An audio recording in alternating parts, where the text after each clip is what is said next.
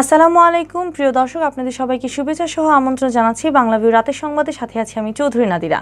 প্রথমেই লতিফ ট্রাভেল সংবাদ শিরোনাম।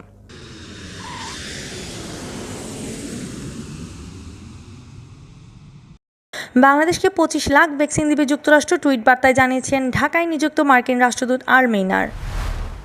করোনা সংক্রমণ রোধে কঠোর লকডাউনে মুভমেন্ট পাস ছাড়া যাবে না ঘর থেকে বের হওয়া, মাঠে কঠোর থাকবে পুলিশ, সীমিত পরিসরে চলবে ব্যাংকিং কার্যক্রম।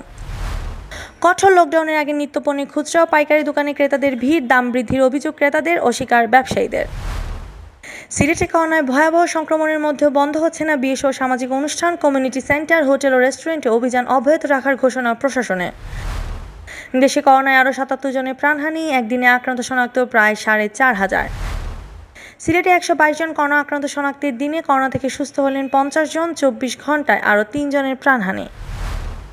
সিলেটের ঐতিহ্যবাহী টিলাগড় ক্লাবের উদ্যোগে ক্রীড়া সামগ্রী বিতরণ ও সাবেক ফুটবলারকে সংবর্ধনা, মাঠ উন্নয়নে আশ্বাস মেয়র আরিফের।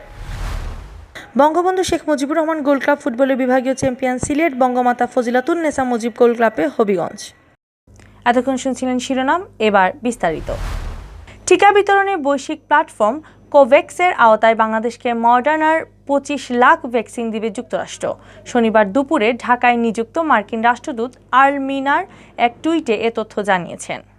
টুইটে তিনি লিখেছেন, আমি আনন্দের সঙ্গে জানাচ্ছি মার্কিন জনগণ গেভির মাধ্যমে বাংলাদেশকে মডার্নার 25 লাখ ডোজ করোনা টিকা দিবে। কোভ্যাক্সের সবচেয়ে বড় সরবরাহকারী হিসেবে করোনা মোকাবেলায় বিশ্বজুড়ে টিকা সরবরাহ বাড়ানোর ব্যাপারে যুক্তরাষ্ট্র অঙ্গীকারবদ্ধ। Global alliance for vaccine and immunization বা গেভি এবং কোয়ালিশন ফর অ্যাপডেমিক প্রিপেয়ার্ডনেস ইনোভেশনের গড়া প্ল্যাটফর্ম কোভ্যাক্স এর মাধ্যমে এবং সরাসরি বিভিন্ন দেশের জন্য যুক্তরাষ্ট্র বরাদ্দ হওয়া 3 কোটি টিকার তালিকায় রয়েছে বাংলাদেশ। গত 22 জন হোয়াইট হাউস করোনা টিকার বৈশ্বিক উদ্যোগ কোভ্যাক্সের মাধ্যমে বাংলাদেশ সহ দক্ষিণ এশিয়ার 8 দেশের পাশাপাশি এশিয়ার 18টি দেশকে নতুন করে 1,60,00,000 টিকা দেওয়ার কথা ঘোষণা করেছে। এছাড়া বিশ্বের আরও 30টি দেশ ও জোটকে যুক্তরাষ্ট্র সরাসরি 1,40,00,000 টিকা দেবে, সেই তালিকায় রয়েছে বাংলাদেশের। করোনা ভাইরাস সংক্রমণ রোধে সোমবার থেকে সারা দেশে 7 দিনে কঠোর লকডাউন ঘোষণা করেছে সরকার। নতুন লকডাউন কার্যকর হওয়ার সঙ্গে সঙ্গে স্বাস্থ্যবিধি মেনে চলতে ও লকডাউনের নির্দেশনা পালনে গেলবারের চেয়ে পুলিশ আরও কঠোর হবে। বিধিনিষেধ চলাকালে জরুরি প্রয়োজনে চলাচলের জন্য মুভমেন্ট পাস চালু থাকবে বলে জানিয়েছে পুলিশ। লকডাউন চলাকালে বিশেষ কয়েকটি কারণে এবং পুলিশের দেওয়া মুভমেন্ট পাস ছাড়া এক জায়গা থেকে আরেক জায়গায় যাওয়া যাবে না। পুলিশ সদর দপ্তর সূত্রে জানা গেছে, করোনা সংক্রমণ ছড়িয়ে পড়া ঠেকাতে লকডাউনে মানুষজনের অনিয়ন্ত্রিত ও অপ্রয়োজনীয় চলাফেরা নিয়ন্ত্রণ এবং জরুরি প্রয়োজনে বাইরে যাওয়ার জন্য বাংলাদেশ পুলিশের মুভমেন্ট পাস চালু থাকবে। মুভমেন্ট পাস ছাড়া কাউকে বের হতে দেওয়া যাবে না। এদিকে ডিএমপি কমিশনার মোহাম্মদ শফিকুল ইসলাম বলেছেন, এবার পুলিশ কাউকে লকডাউন ও স্বাস্থ্যবিধি লঙ্ঘনে ছাড় দেবে না। গত লকডাউন চলাকালে অনেকেই বিভিন্ন অজুহাত দেখিয়ে রাস্তায় বের হয়েছিলেন, কিন্তু এবার তা হতে দেওয়া যাবে না। তিনি বলেন, প্রত্যেক মোড়ে মোড়ে থাকবে পুলিশের কড়া চেকপোস্ট। কারণ দর্শানো ছাড়া চেকপোস্ট পার হয়ে কেউ যেতে পারবে না। করোনা ভাইরাস সংক্রমণ নিয়ন্ত্রণ করতে এবার কঠোর ভূমিকায় মাঠে থেকে কাজ করবে পুলিশ। বিনা কারণে কেউ রাস্তায় বের হলে তার বিরুদ্ধে আইনানুগ ব্যবস্থা গ্রহণের পর বাসায় পাঠানো হবে। এর আগে শুক্রবার রাতে সোমবার থেকে 4 জুলাই পর্যন্ত 1 সপ্তাহের কঠোর লকডাউন ঘোষণা করে সরকার। এদিকে লকডাউনে ব্যাংকিং কার্যক্রম চলবে একেবারেই সীমিত পরিসরে। ব্যাংকগুলোর কার্যক্রম সীমিত হওয়ায় লোকবল কমিয়ে নিয়ে আসবে সরকারি বেসরকারি ব্যাংকগুলো। সেই সাথে গুরুত্বপূর্ণ স্থানে ব্যাংকের শাখা খোলা থাকলেও একাধিক স্থানে ব্যাংকের কার্যক্রম বন্ধ রাখার চিন্তাভাবনা করা হচ্ছে। বিষয়টি নিশ্চিত করেন বাংলাদেশ ব্যাংকের ডিজিএম জাবেদ আহমদ। জানান, লকডাউনে ব্যাংকিং কার্যক্রম একেবারেই সীমিত করে নিয়ে আসা হবে। টাকা উত্তোলন ও জমা দেওয়ার কার্যক্রম ছাড়া অন্য কোনো কার্যক্রম নাও চলতে পারে। সেজন্য বাংলাদেশ ব্যাংক থেকে রবিবার সার্কুলার জারি হবে। সোমবার থেকে 7 দিনের জন্য সারা দেশে শুরু হচ্ছে কঠোর লকডাউন। এ সময় জরুরি প্রয়োজন ছাড়া বের হওয়া যাবে না ঘর থেকে। জরুরি সেবাদানকারী প্রতিষ্ঠান ছাড়া বন্ধ থাকবে সব ধরনের সরকারি বেসরকারি অফিস, বন্ধ থাকবে সব ধরনের যানবাহন। তাই কঠোর লকডাউন শুরুর আগেই শপিংয়ের জন্য শনিবার সাধারণ মানুষ ছুটেছেন বাজারে। তাই নিত্য প্রয়োজনীয় পণ্যের দোকানে ছিল ক্রেতাদের উপচে পড়া ভিড়। বেশিরভাগ নিত্যপণ্যের বাজারে গিয়ে দেখা গেছে মানুষ পুরো মাসের বাজার একসাথে করে নিচ্ছেন। ক্রেতাদের ধারণা, কঠোর লকডাউন শুরু হলে নানা অজুহাত দেখিয়ে ব্যবসায়ীরা নিত্যপণ্যের দাম বাড়িয়ে দিবেন, তাই আগেভাগেই তারা মাসের বাজার করে নিচ্ছেন। এদিকে সিলেটের একমাত্র পাইকারি বাজার কালীঘাটেও দিনভর ছিল উপচে পড়া ভিড়। সিলেট নগর ছাড়াও বিভিন্ন উপজেলা থেকে ব্যবসায়ীরা এসে ট্রাক ভরে বাজার নিতে দেখা গেছে।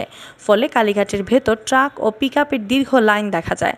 বাজারে আসা ক্রেতাদের কারো কারো অভিযোগ ছিল, ইতোমধ্যে কিছু কিছু ব্যবসায়ী পণ্যের দাম কিছুটা বৃদ্ধি করেছেন, তবে ব্যবসায়ীরা সে অভিযোগ অস্বীকার করেছেন। একদিকে বাড়ছে করোনা সংক্রমণ, অন্যদিকে চলছে মানুষের বেপরোয়া চলাফেরা। ফলে প্রতিদিনই বেড়ে চলেছে আক্রান্ত শনাক্ত ও মৃতের সংখ্যা, বাড়ছে হাসপাতালে ভর্তি রোগীও। এই অবস্থায় সিলেটে থামছে না সামাজিক অনুষ্ঠান। কঠোর বিধিনিষেধের মধ্যেও সিলেটের community centre, convention hall, party centre ও হোটেল রেস্টুরেন্টে থেমে নেই বিয়েসহ নানা রকম সামাজিক অনুষ্ঠান। অভিযান চালিয়েও বন্ধ করা যাচ্ছে না এসব অনুষ্ঠান। করোনার ডেঞ্জার জোনে থাকা সিলেট বন্ধ রয়েছে সকল কমিউনিটি সেন্টার, কনভেনশন হল ও পার্টি সেন্টার। চলমান লকডাউনে নিষেধাজ্ঞা রয়েছে বিয়ের অনুষ্ঠান সহ সব ধরনের সামাজিক অনুষ্ঠানে। কিন্তু সরকারের নিষেধাজ্ঞা অমান্য করে সিলেটে সেন্টার ও হোটেল রেস্টুরেন্ট ভাড়া করে চলেছে মহা ধুমধামে বিয়ে শাদী। নগরীর বিভিন্ন হোটেল ও রেস্টুরেন্টে প্রতি শুক্রবার বিয়ে ও শনিবার বিবাহোত্তর অনুষ্ঠানের আয়োজন হচ্ছে। প্রশাসনের পক্ষ থেকে বারবার সতর্ক করার পরও অনেক হোটেল ও রেস্টুরেন্টের মালিক এরকম অনুষ্ঠানের সুযোগ দিয়ে যাচ্ছেন। এই অবস্থায় গত শুক্রবার নগরের মিরবক্সটুলার রেইনবো চাইনিজ রেস্টুরেন্ট, বিকেলে তালতলাস্থ হোটেল হিলটাউন ও রাতে দরগা গেটস্থ স্টার প্যাসিফিক হোটেলে অভিযান চালায় ভ্রাম্যমাণ আদালত। এ সময় রেইনবো চাইনিজ রেস্টুরেন্টকে 50,000 টাকা, কনে পক্ষকে 10,000 টাকা, হিলটাউনে 1 লাখ টাকা ও স্টার প্যাসিফিককে 50,000 টাকা জরিমানা করা হয়। অভিযানের নেতৃত্ব দেন জেলা প্রশাসনের নির্বাহী ম্যাজিস্ট্রেট মিসবাউদ্দিন। এর আগে অভিযান চালিয়ে সিলেট নগরের 3টি কমিউনিটি সেন্টারকে মোটা অঙ্কের জরিমানা করেছিল ভ্রাম্যমাণ আদালত। অভিযান প্রসঙ্গে নির্বাহী ম্যাজিস্ট্রেট মিসবাউদ্দিন জানান, বর্তমানে করোনা পরিস্থিতিতে সব ধরনের সামাজিক অনুষ্ঠানের উপর নিষেধাজ্ঞা রয়েছে। এরপরও অনেকে গোপনে অনুষ্ঠানের আয়োজন করছেন। এসব অনুষ্ঠান থেকে করোনা সংক্রমণের ঝুঁকি রয়েছে, তাই অনুষ্ঠানের খবর পেলেই অভিযান চালানো হচ্ছে। এদিকে সিলেটে দিন দিন করোনা সংক্রমণ বেড়েই চলেছে। গত 4 দিন থেকে সিলেটের নমুনা পরীক্ষার বিবেচনায় আক্রান্ত শনাক্তের হার 20% উপরে দাঁড়িয়েছে। প্রতিদিনই মৃত্যু হচ্ছে 3-4 জনে। সিলেটের একমাত্র কোভিড ডেডিকেটেড শহীদ ডাক্তার শামসুদ্দিন আহমদ হাসপাতালে প্রতিদিনই বাড়ছে ভর্তি রোগীর সংখ্যা। গেল সপ্তাহে সেখানে 100 শয্যার হাসপাতালটিতে 40 থেকে 50 জন রোগী ভর্তি থাকতেন, সেখানে বর্তমানে ভর্তি আছেন প্রায় 90 জন। সিলেটের deputy civil surgeon doctor Janmendar Dutta জানান, সিলেটে আশঙ্কাজনক অবস্থায় করোনা সংক্রমণ বাড়ছে। মানুষ স্বাস্থ্যবিধি না মানায় সংক্রমণ ঠেকানো যাচ্ছে না। মানুষের মধ্যে মাস্ক ব্যবহারের আগ্রহ নেই। স্বাস্থ্যবিধি লঙ্ঘন করে সামাজিক অনুষ্ঠান চালিয়ে যাচ্ছে মানুষ। রাস্তাঘাট ও হাটবাজারে কোথাও মানুষ স্বাস্থ্যবিধি মানছেন না, তাই সংক্রমণ আরও দ্রুত বাড়ছে।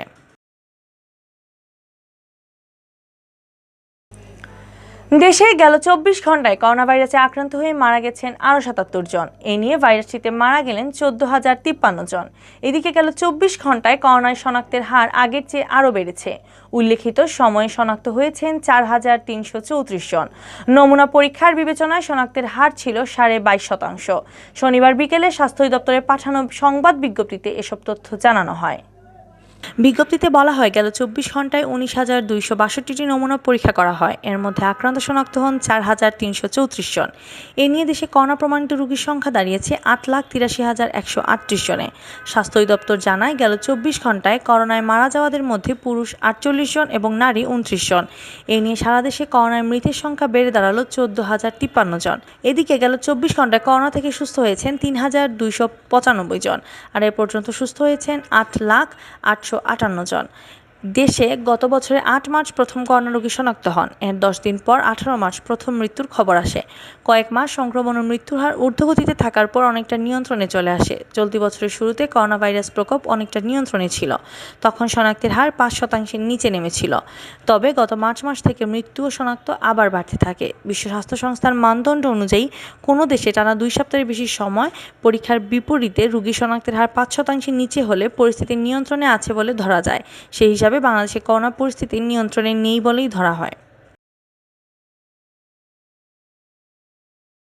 এদিকে সিলেটে দিনে দিনে ভয়াবহ রূপ নিচ্ছে করোনা। গেল 3 দিন সিলেট বিভাগে করোনায় প্রাণহানি ঘটেছে 10 জনের। এছাড়া গেল কয়েকদিন ধরে আক্রান্ত শনাক্তের সংখ্যা শতকের নিচে নামছেই না। গেল 24 ঘন্টায় বিভাগে আরও 122 জন আক্রান্ত শনাক্ত হয়েছেন। একই সময়ে সুস্থ হয়েছেন 50 জন। শনিবার স্বাস্থ্য অধিদপ্তরের সিলেট বিভাগীয় পরিচালক ডাক্তার সুলতানা রাজিয়া স্বাক্ষরিত এক প্রতিবেদনে এ তথ্য জানানো হয়। প্রতিবেদনে উল্লেখ করা হয়, গেল 24 ঘন্টায় সিলেটের 4টি ল্যাবে নমুনা পরীক্ষায় যে 122 জনের করোনা শনাক্ত হয়েছে তাদের মধ্যে 64 জনই সিলেট জেলার। বাকিদের মধ্যে মৌলভীবাজারে 41 জন, সুনামগঞ্জের 10 জন ও হবিগঞ্জের 7 জন।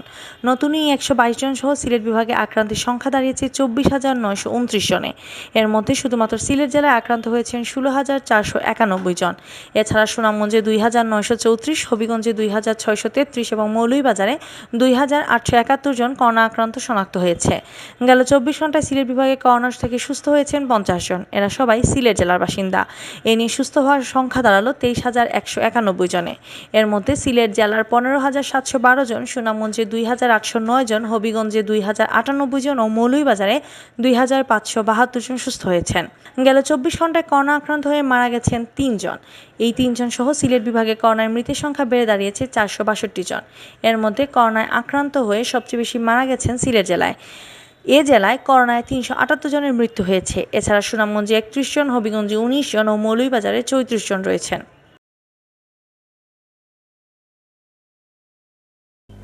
শনিবার সকালে সৈয়দ হাতিম আলী উচ্চ বিদ্যালয় মিলনায়তনে আয়োজিত অনুষ্ঠানে সিলেট সিটি কর্পোরেশনের 20 ও 21 নং ওয়ার্ড এবং টুলচিকুর উন্নয়নের 35টি সামাজিক ও ক্রীড়া সংগঠনের মধ্যে এই ক্রীড়া সামগ্রী বিতরণ করা হয়। এ সময় ক্লাবের সাবেক ফুটবলার শাহিন আহমেদকে সংবর্ধনা দেওয়া হয়। সিসি কাউন্সিলর টিলাগড় ক্লাবের সভাপতি আজাদুর রহমান আজাদের সভাপতিত্বে ও টিলাগড় ক্লাবের কোষাধ্যক্ষ অধ্যাপক লাহিন উদ্দিনের পরিচালনায় অনুষ্ঠানের প্রধান অতিথি ছিলেন সিলেট সিটি কর্পোরেশনের মেয়র আরিফুল হক চৌধুরী। প্রধান অতিথির বক্তৃতায় আরিফুল হক চৌধুরী বলেন, সিলেট নগরীর মধ্যে টিলাগড় এলাকা খেলাধুলার জন্য প্রসিদ্ধ। টিলাগড়ের আশেপাশে অনেক মাঠ থাকায় এই এলাকায় খেলাধুলাও বেশি হয়। ঐতিহ্যবাহী টিলাগড় ক্লাব 1957 সাল থেকে সিলেট জেলা ক্রীড়া সংস্থার এই অঞ্চলের প্রতিনিধিত্ব করে আসছে, যা নিঃসন্দেহে গৌরবের। বর্তমান নেতৃত্বের মাধ্যমে টিলাগড় ক্লাবের কার্যক্রম আরও গতিশীল হবে বলেও আশাবাদ ব্যক্ত করেন তিনি। টিলাগড় ও আশপাশ এলাকার যুব সমাজে খেলাধুলার সুবিধার্থে তিনি সৈয়দ হাতিম আলী উচ্চ বিদ্যালয়ের মাঠ উন্নয়নের সহযোগিতার আশ্বাস দেন।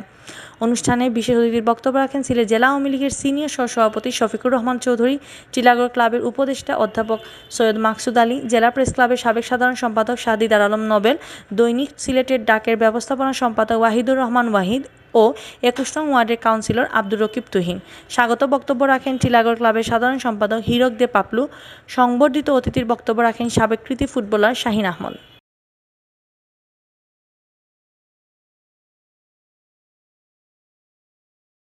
Bangabandhu Sheikh Mujibur Rahman gold cup football টুর্নামেন্টের বিভাগীয় পর্যায়ে চ্যাম্পিয়ন হয়েছে সিলেট জেলা দল। একই দিনে Bangamata Sheikh Fazilatunnesa Mujib gold cup football টুর্নামেন্টের বিভাগীয় চ্যাম্পিয়ন হয়েছে হবিগঞ্জ জেলা বালিকা দল।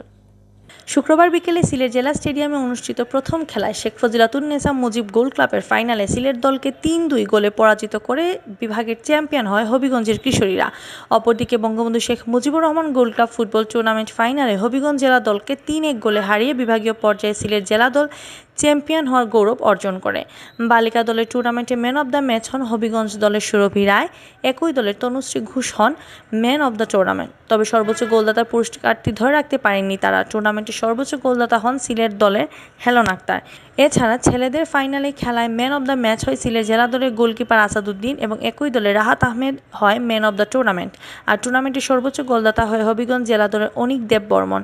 স্থানীয় আয়োজকরা জানান, টুর্নামেন্টে অংশ নেওয়া 4টি টুর্নামেন্টের 4 দল থেকে বাছাইকৃত খেলোয়াড়রাই ঢাকায় অনুষ্ঠিত জাতীয় পর্যায়ের টুর্নামেন্টে সিলেট বিভাগীয় দলের প্রতিনিধিত্ব করবে।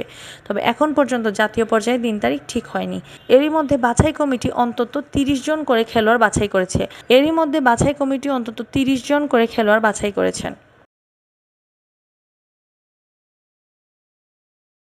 এতক্ষণ দেখছিলেন বাংলাভিউ রাতের সংবাদ। পরবর্তীতে প্রচারিত হবে সিলেটের আঞ্চলিক ভাষায় সংবাদ। দেখার আমন্ত্রণ রইল। সাথে থাকার জন্য ধন্যবাদ।